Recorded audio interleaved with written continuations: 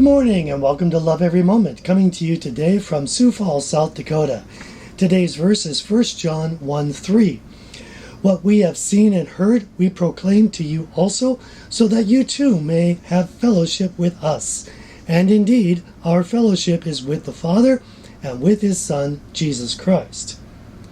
Now, in last week's verse, and I have the link up here, I mentioned that John is trying to debunk the false teaching of the Gnostics who say that Jesus was only spirit and not flesh and blood.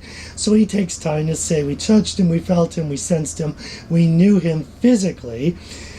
And he finishes the point right here by saying what we have seen with our physical eyes and heard with our physical ears, we proclaim to you also. So again, he's really sensing to his audience, Jesus was flesh and bone, just like we are, but he's also fully God, and he's going to get to that too. Now, it says, what we have seen and heard, we proclaim to you also.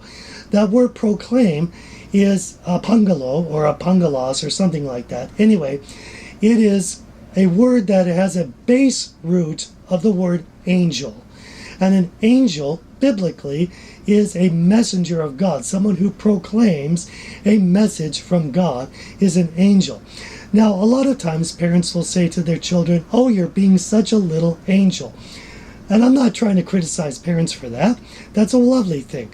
It's probably done when a child does a good deed. Again, no criticism. I want children to do good deeds. This is nice.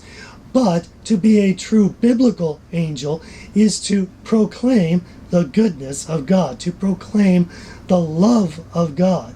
So if we, you and I, want to be little angels, the best things we can do is to proclaim God's goodness. And of course, the number one goodness is God's love.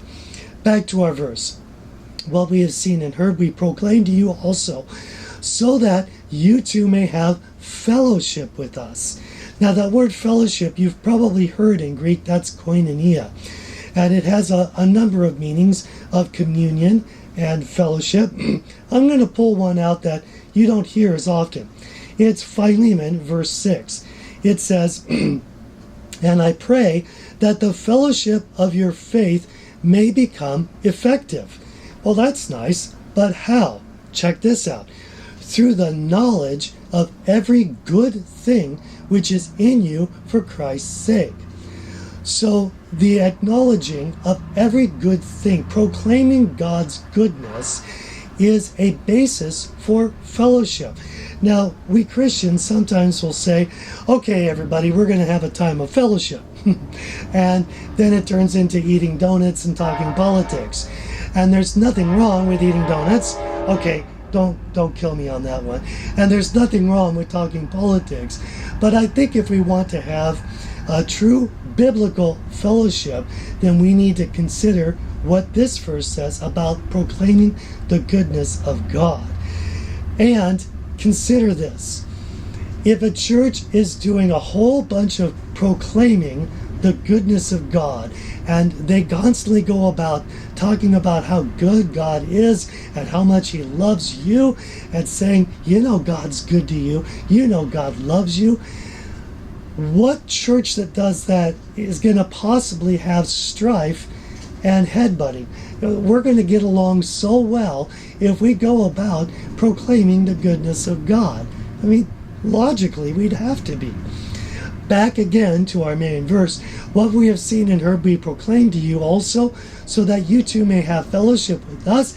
And indeed, our fellowship is with the Father and with His Son, Jesus Christ. Now, John is the love disciple, and part of that love is he wants us to get along and fellowship. But not only that, that we would all be one in God, and it all points to Jesus Christ. So, my beloved RV community, let's love every moment, because then we're going to love every moment. I'm your average wretch, and I hope you have a great week.